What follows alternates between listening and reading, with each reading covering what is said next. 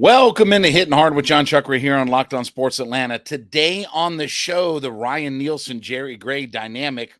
The nominees are in, and a quirky stat about Strider. It's all next. It's Hittin Hard with Jon Chuckery, Locked On Sports Atlanta. This is Hittin Hard with Jon Chuckery, part of Locked On Sports Atlanta. And it starts now.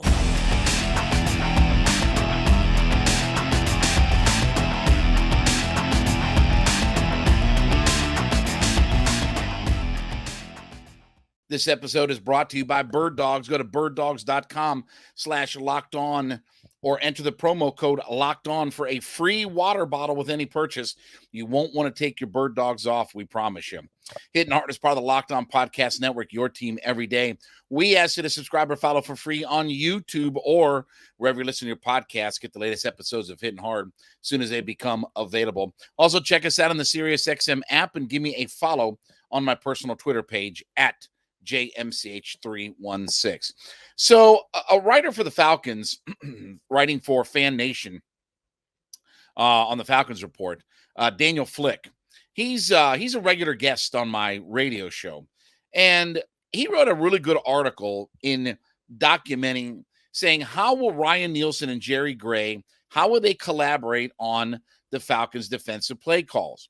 Now, if you don't know, Ryan Nielsen, while he, technically was the assistant defensive coordinator for the Saints, was not the play caller. And by the way, he's never called plays at the NFL level. And Daniel goes on to talk about just the dynamic between the Jerry Gray and the Ryan Nielsen, where, look, I have said repeatedly that Jerry Gray is the low-key best move that the Falcons made all season. Not necessarily Calais Campbell or this or that. I'm talking about that was the best overall move that the Falcons made this offseason. When you look at what his influence is going to be, when you look at how good of a coach he is. Look, we've talked before. Jair Alexander gives him all the credit in the world for making him an outstanding cornerback. And in 2010, while Dan Quinn was down in Gainesville, Florida, the guy that was coaching Cam Chancellor and Earl Thomas, that was Jerry Gray. He was the defensive backs coach for the Seattle Seahawks when they were, the Legion of Boom. So I have all the respect in the world and think so much. And talking to people around the league, you realize how good of a coach a Jerry Gray is. But he talks about, he used a quote here from Gray talking about this is what he had to say about the dynamic of Jerry Gray and Ryan Nielsen working with one another and trying to get the defense to get to another level. He says, quote, "I'm going to be saying, hey, look, what do you think about this? What do you think about that? Just a thought." Because sometimes you can kind of get stuck in your head and get in a rhythm of calling these plays and forgetting that the other team is scouting you also. So I'm going to be that guy that's kind of like the little things on his shoulder, like, hey, now we've ran this more than that. So what about this? So change it up here. And it is interesting because, again, we talk about these little nuances, as far as play calling, and you get into a rut and all these different kinds of things. And I love the fact that Jerry Gray is talking about this, that, hey, and I go back to the quote that Bruce Arians said a whole handful of years ago, where he talked about, hey, why are defenses shutting down? I think at the time the Wildcat was becoming popular and this, that, and the other. And Bruce Arians made a comment, and I still use it to this day. He's like, those guys on the defensive side get paid too. And that's what Jerry Gray is kind of talking about, just in the idea of the same kind of narrative that, look, you can't get yourself into a rut. You can't be too predictable and things like that. And when the Falcons are a team that has a lot of different personnel on it, right? There's been improvements at all levels. Obviously, the big thing is going to have to be, can we generate a pass rush at the level that we need to? And Ryan Nielsen is a master at that. But when you get into play calling, that's a situation where You've got to keep things fresh. You've got to throw nuances at the other team. You can't get yourself too like-minded and fixated on one thing. Now look, I will say in football, the term is stop it, stop us and, or you need to stop us. What do I want to say? We're going to run it till you stop us. Right. I mean, that's an old school narrative about, hey, we're going to keep running the same thing until you figure out how to stop us. But again, when you're on defense, the idea of Jerry Gray and Ryan Nielsen working together on all this, and just those little nuanced things that I read about with Jerry Gray, just, hey, working with Ryan Nielsen, getting him comfortable to play call. Look, is Ryan Nielsen a guy who can call plays and run a defense? Sure. I mean, he's had a lot of experience and he's had a lot of success in the NFL. But these little things that we maybe take for granted, that maybe we don't necessarily think about. And, again, we think that they just go out there and just run around the field and react and all this kind of stuff. But we're going to be a defense that dictates things. We're going to be a defense that's going to dictate things. And this is part of, again, when we talk about creating turnovers and changing up the dynamic of an offense, because you sack the quarterback and you change up down and distance. That's how you dictate. We talk about the idea of through the preseason that, okay, by sacking the quarterback, you're changing up down and distance, and you're also affecting all kinds of other things around it where quarterbacks get gun shy or you're releasing the ball faster. And that can lead to turnovers and different things. Not to mention the fact of, hey, if you're regularly hitting the quarterback, there's a definite chance that maybe the ball could pop out. But we take for granted of just, hey, just line up and go after everybody. Well, it's a little bit more complicated than that when you get into the NFL and you scheme and you change up the dynamics of what your defense is going to do to the other team's offense. And this is where Jerry Gray is going to have a big influence. And I love the fact that he was named assistant head coach as well. Look, Arthur's talked nothing but bouquets about him, right? I mean, and there's no reason to not to. I mean, look, Jerry Gray is one of the best defensive minds in the NFL. He's had massive success. He's done everything with everybody, across the league, whether it's been in Minnesota, Green Bay, Seattle. He's had lots of success on all the different journeys. And obviously, he's a wily veteran, and he understands the NFL and the nuances that come along with it. So when I read these things, I get excited. You can hear a little bit in my voice. Look, I'm excited for Jerry Gray to be here because, again, I think he's going to have a big influence on both Arthur Smith and Ryan Nielsen. And when you read about the dynamic about, hey, he talks about the idea of checking his ego, right? Like neither one of these guys are egomaniacs. You have some coaches in the NFL that it's their way or the highway, that they're not going to listen to anybody input. Now, at some level, if you have massive success, then you can do that, right?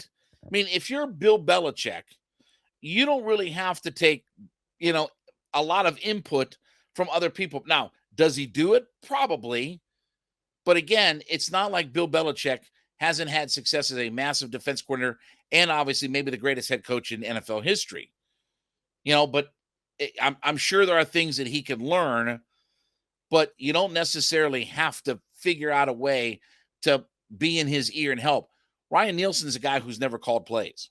Ryan Nielsen is a guy who has not called plays at this level, not called plays on an NFL defense.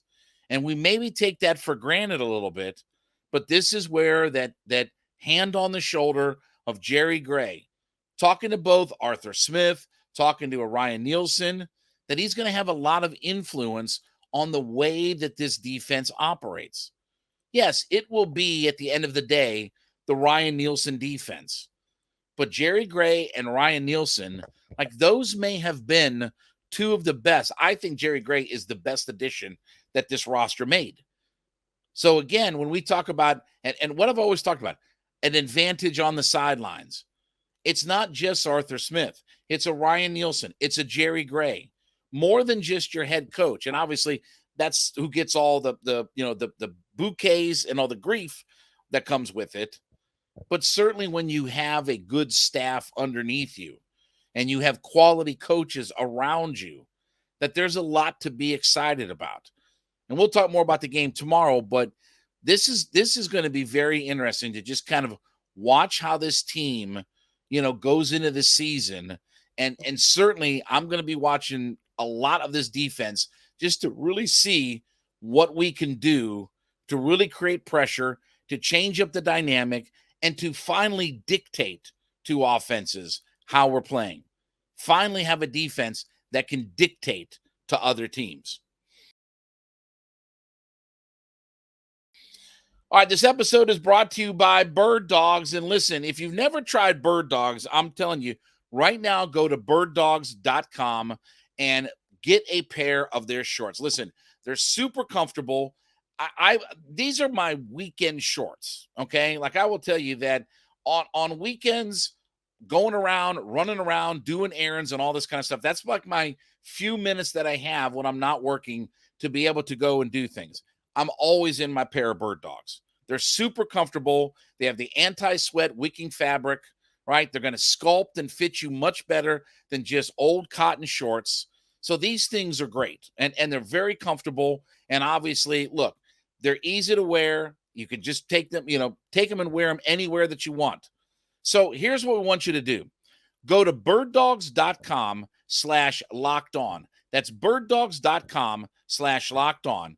Get you some great shorts, but also at checkout, enter the promo code LOCKEDON at checkout for a free Bird Dogs water bottle. That's right. You'll get a free water bottle from Bird Dogs when you put Locked On as the promo code at checkout. That's Bird Dogs, birddogs.com/lockedon, LOCKEDON. Get your free water bottle at checkout, and I promise you're not going to want to take your Bird Dogs off. They're super comfortable, and they're great to wear.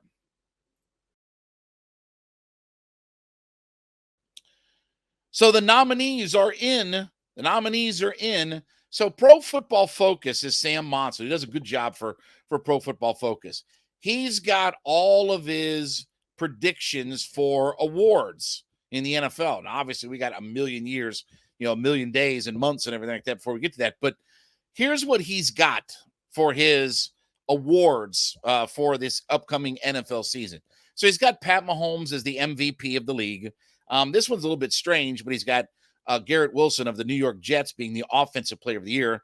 Not really sure why Mahomes wouldn't be the Offensive Player of the Year as well, but okay, we'll let all that go. Defensive Player of the Year, he's got Myles Garrett. Now, Offensive Rookie of the Year, who's he got? Well, again, he's a guy who loves him, Bijan Robinson. He says, quote, in the game's most run-heavy offense, Bijan could lead the league in rushing as a rookie. Last season in college, he broke 104 missed tackles, blah, blah, blah, blah, blah. On top of that rushing ability, Robinson boasts exceptional hands on route running, and he doesn't need to be kept off the field in passing downs. So obviously we know all of that. But again, look, I mean, it's a Falcon that's listed in some kind of preseason award. Then he's got Defensive Rookie of the Year, and he's got Jalen Carter. We'll see how that all turns out, but that's interesting. For receiving leader, Garrett Wilson. The sack leader, Micah Parsons. Could we have drafted Micah Parsons? Anyway, all right, back to the conversation. And then he says the rushing leader for this year, he predicts Bijan Robinson again. As noted earlier, the Falcons were the most run-heavy team in the NFL last season. The offense caused more run plays than pass plays. It's not likely to change with Desmond Ridder at quarterback. Robinson was brought in for what he could add in terms of value to an already potent rushing attack. We talked about, listen, take away quarterback rushing yards. The Falcons ran for more yards than anybody from all of their other positional players. He has a skill set to ensure he doesn't need to come off the field, and the Falcons have motivation to give him as much work early as he can handle. There's also a limited pool of players likely to handle the workload to challenge him. Well, see, this is where I disagree, okay? I disagree that he's going to lead the league in rushing because I don't think he's going to get enough rushing attempts on it. Again, Tyler Algier is a 1,000-yard running back. He's not going away in this offense. Cordero Patterson's going to get some carries as well. And again, they'll use some different people. Ritter will have a little bit of, a running ability in the offense. But I only say that Robinson's not going to lead the league in rushing because I don't know that he's going to get as many carries or opportunities. Now, will he get a fair amount of carries? Absolutely. I mean, again, you didn't draft him number 7 or 8 or 6 or whatever it was, to be just a third down back. He's going to have a hand. And look, I don't think they'll throw to him as much early as they'll just let him get acclimated to running the football in the NFL. Then maybe as the weeks go on, we can integrate him into all kinds of different things, in the pass game and all this kind of stuff. But I don't think that he is going to lead the league in rushing. I will say what I have said consistently is I think that Algier and Robinson both run for 1,000 yards. I think they both end up running for 1,000 yards. And where we'll probably see, the Robinson factor, red zone, receiving in the red zone, touchdowns more than anything. Could I see Robinson leading this team in touchdowns? Absolutely. But I don't think he leads the league in rushing. I think that there are guys that are going to just eat up carries and churn out yards. Even if it doesn't, even if a guy isn't leading the league in yards per attempt, and Robinson and Algier can run for almost 5 yards an attempt, I just don't think that they're going to get enough touches to be able to lead the league in rushing. Again, it's not a knock. It's just probably the reality of the offense. And we'll talk more about the game tomorrow. Like I said, I mean, again, how many pass attempts is Desmond Ridder going to throw? He averaged 25. We were throwing it about 22 times a game with Marcus Mariota. Ridder got that up to 25. Does that number go up? If that number goes up, you probably take away some of the rushing attempts. So, again, it's just good to see guys listed on the Falcons. And it's even funnier because of his, preseason awards and all this kind of stuff that Jalen Carter is the defensive rookie of the year. And there'll be a lot of Falcon fans that are going to be watching what Jalen Carter does. If he blows up the defensive line, and obviously the Eagles need him to contribute with Javon Hargrave being gone, but if he's blowing things up and Robinson gets off to a slow start, we're going to hear a lot of that. Hey, see, you should have taken Jalen Carter.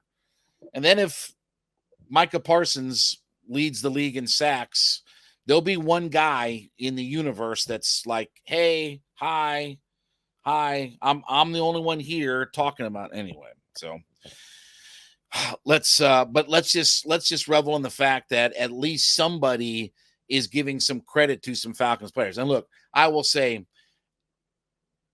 Pro Football Focus, Sam Monson, they are high on certain Falcon players, right? They love Robinson, they love Pitts, they love London. Okay?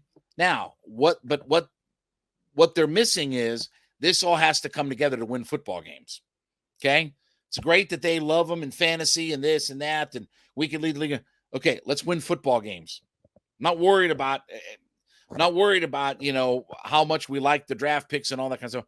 I'm worried about winning football games.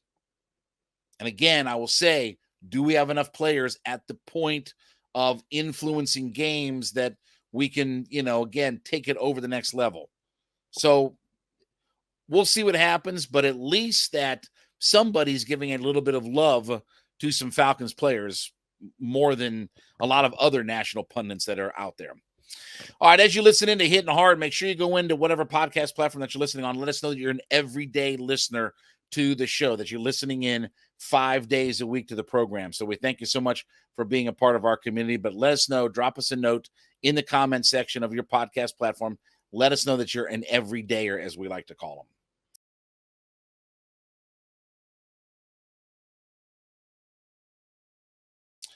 This is an interesting stat about Spencer Strider. This from Lindsey Crosby from Fan Nation, from the Braves Today Fan Nation website. And he talks about Spencer Strider, who, by the way, got pounded last night and probably in a lot of ways probably took himself out of the Cy Young Award. If he had consistently pitched the rest of the year like he had been, then we might have had more of a discussion. But I think last night's performance, 2 2/3 innings, 6 earned runs, jacked his ERA back up to 3.8, almost 3.9. Yeah, he had the 5 strikeouts, but again, it was a rough performance all the way around. That really probably took him out of the race. Again, Justin Steele, Ian Snell, that's probably your 2 favorites now to win the Cy Young in the National League. But here's an interesting stat, and I give Lindsey credit for this. He's the guy that wrote this. He talks about the fact that Strider has been really good against good teams. He says, quote, using Baseball Reference to pull splits, he's pitched 17 games against teams with a record of over 500. In those 17 games, having pitched 106 innings, he has a 2.63 ERA, a 2.23 FIP with 168 strikeouts. That's over 106 innings and a 40.8% strikeout rate. Now, I'll save this for just a second. Opposing hitters are batting 182 against him, and he strikes out 7 batters for each walk that he gives up, on average with only 24 walks total. But if a team is below 500, it's a different story. In the 11 games that he has pitched against teams below 500, he has a 6.11 ERA with a 4.14 FIP, 56 innings, 82 strikeouts, but a 32.9% strikeout rate. Now, he's allowing hitters to hit 253 against him versus the 182. So you're talking about, 70 points higher? And he strikes out just under 3 batters for every walk. In fact, 2.9 strikeouts to walk ratio when it's over 7 against teams above 500.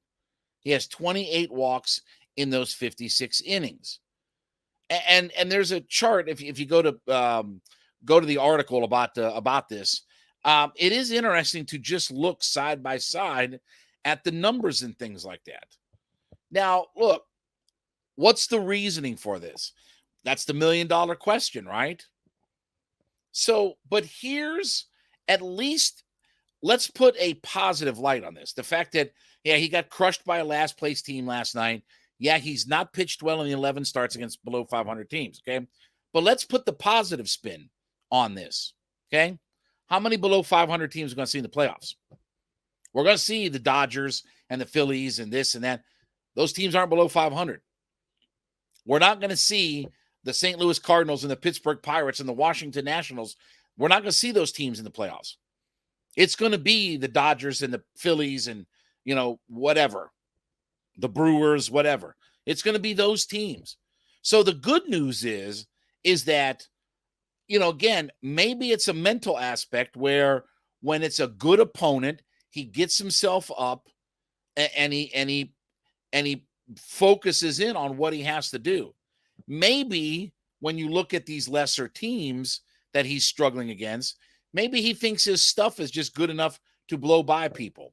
Maybe that's what it is, that there's just a mental hurdle that says, man, my stuff's good enough. I can just strike these guys. Heck, I'm striking out the good teams. I can strike out all these guys. And they realize that, oh, okay, these are major league hitters too. Whatever the reason is, I don't really care. But it is a very fascinating stat when you look at side by side, just 11 starts against teams below 500 with a 6.11 ERA versus 17 starts against teams above 500 with a 2.23 or 2.63, I should say, ERA.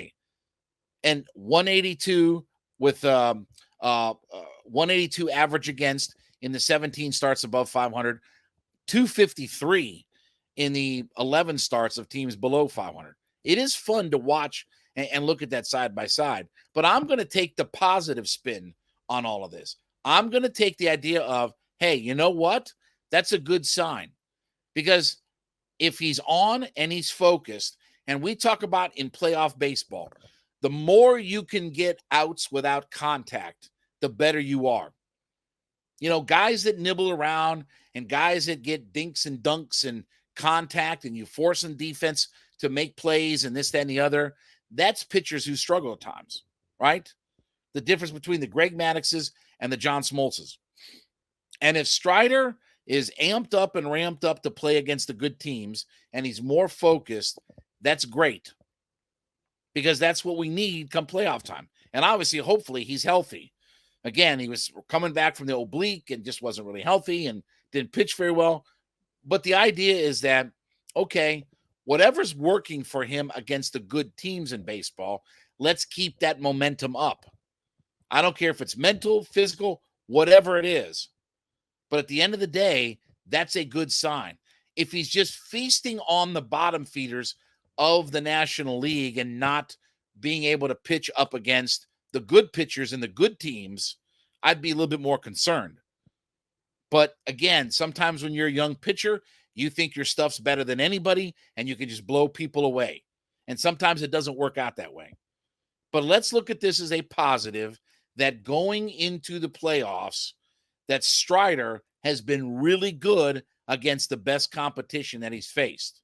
Whatever else ends up happening, let's hope that that trend continues of pitching great against the really good teams, versus, the alternative.